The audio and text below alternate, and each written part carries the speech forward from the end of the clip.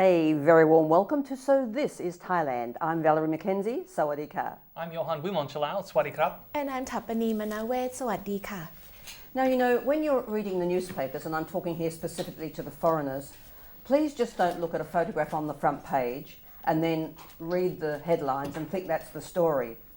We know that in Thailand, people do things a lot differently to we as foreigners. But when you read something like in yesterday's paper, it actually referred to the fact that a area in Samet that a pier had been built. Now this pier is quite big.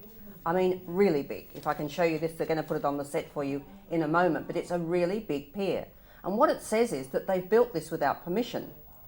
As a foreigner, what we would say is, how is that possible? It's just not possible. We don't understand this at all. Why do they have to build it that long before they see it?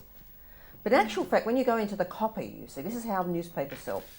When you go into the copy, it says that it was presumed it was under a particular ministry, but in actual fact, it's probably under another ministry. So the one that's trying to stop the progress doesn't have control.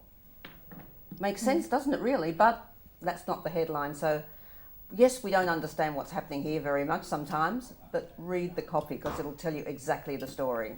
I think you'll find this causes a lot of confusion in a lot of different topics here in Thailand. You have so many government organizations, so many ministries, sub-ministries, different people, vying for the power that you really don't know. This parcel of land could be owned by one ministry, but the actual services in the shops and things there could be run by a different industry or agency.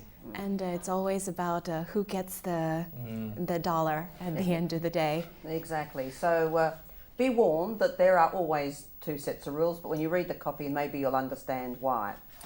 What is the talk of the town today? All right, we'll start first with Amazing Thailand, and we have an amazing new thing that is very, very new on the market. It is called the rainbow rose or the disco rose. Now, this rose was invented by a florist in the Netherlands who is called Peter van der Werken.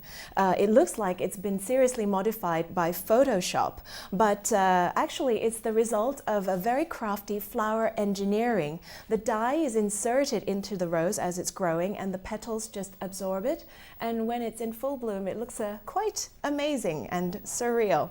Now, if you'd like to see this, it is on display at the Thai Ornamental Plants exhibition at MCC Hall, the Mall Bangkok, from now until the 16th of September, and if you want to purchase them, they will cost you about 1,200 to 1,500 baht each.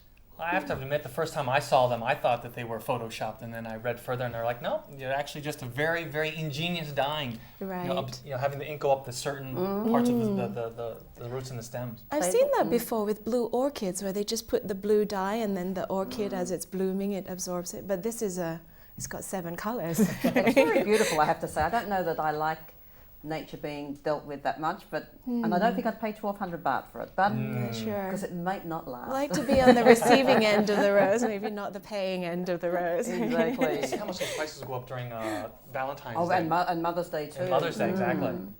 Well, moving along on a subject which is not as happy, unfortunately, chronic diseases seem to be on the rise here in Thailand.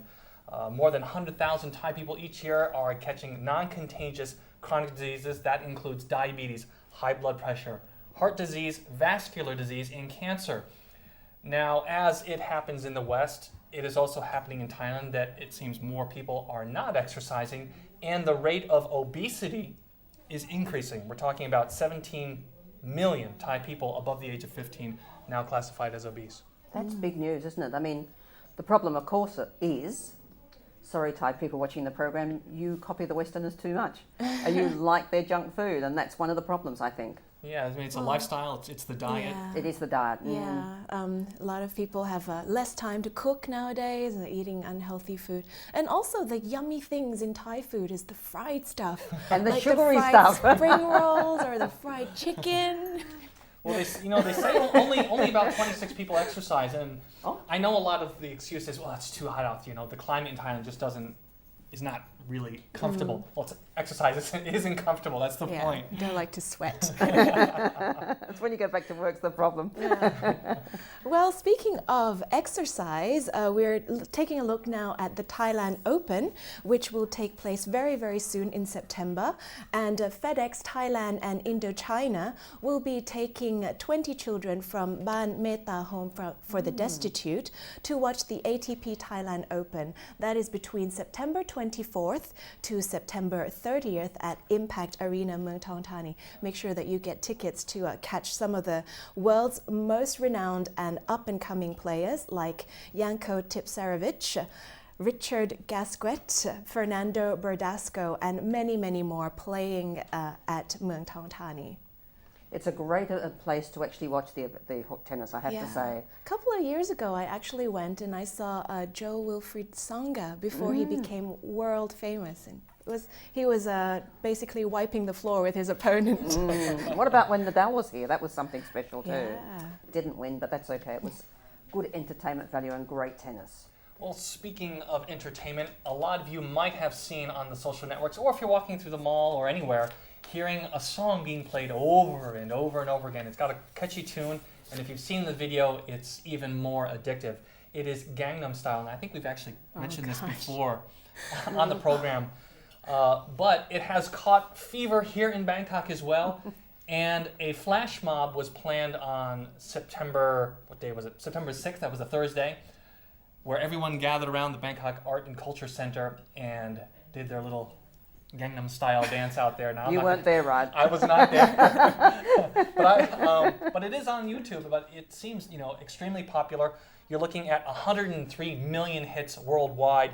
Incredible. Just here in Thailand, the remix, the parodies on it, Yes. over 3 million for those as well. So the parody is called Gamnan Style, which if you don't know, the Gamnan is like a head of a village or a district. Here it's on now the screen as we're talking. Very, very amusing. It is very amusing. I've even seen it in the U.S. It's Oh, really? oh, absolutely. And it's something that I thought would only be kind of contained within Asia, being originally from Korea. But I saw, Oregon cheerleading squad from the University of Oregon doing a Gangnam Style parody, and Wow. no stopping Wow. Keeps them out of mischief, huh? it. It does. Okay, we're taking a look next at the future. There we go. There we go. Just Next wait for one. them to finish first. Right, in the next few years, 1 million cameras will be spying on future Bangkok criminals. This is part of what is called the Miracle Eyes project. And they're going to be installing 1 million surveillance cameras within the next 3 years in a joint effort between the Metropolitan Police Bureau and the TOT of Thailand. The new crime prevention model will be installing cameras in streets and Bangkok public areas so that when any crime happens, the police can survey the CCTV footage to obtain more information and shorten the duration of investigations.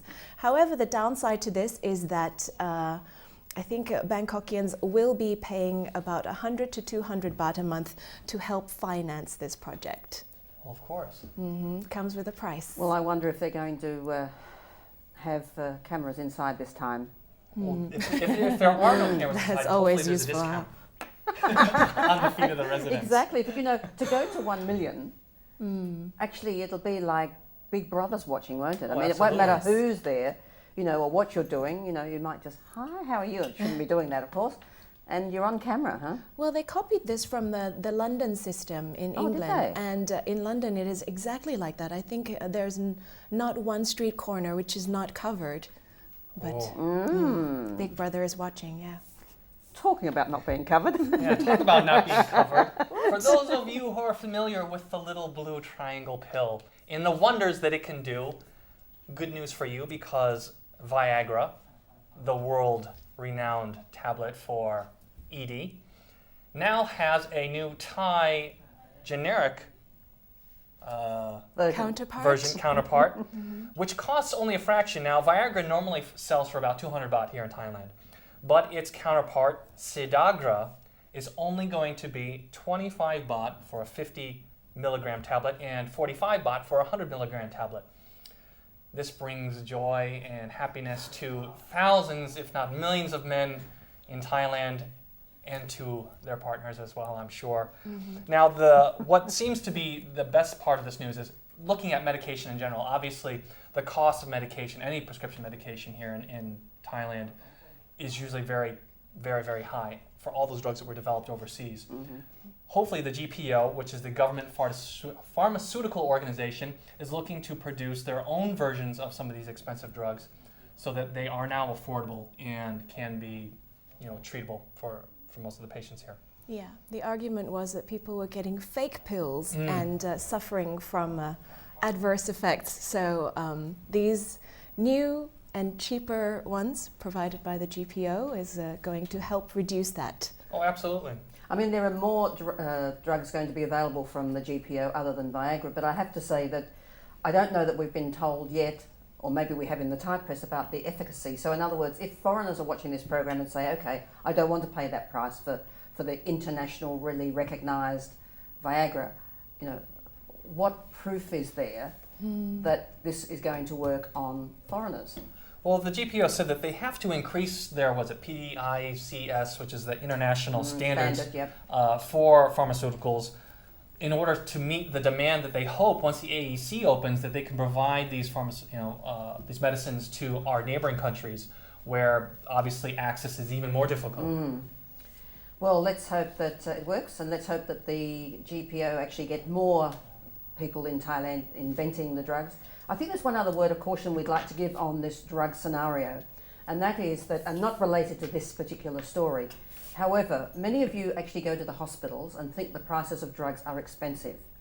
You then actually go along to a pharmacy that somebody has recommended to you that is also doing the same thing, and you assume that when you go into that pharmacy and you see the pack, and the pack looks exactly the same as the pack that you get from the hospital, that the tablet in that pack is going to be the same. Not necessarily so. You have to be very, very careful.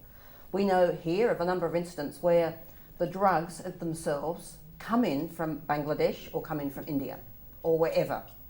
And what you should know is that within the capsule itself, instead of having the capsule full of the drug or the ingredients, let's say, it may be only 25% full. That can cause enormous problems. So pay a little bit extra, or you might think it's a lot extra, but at least you know you're getting the quality products.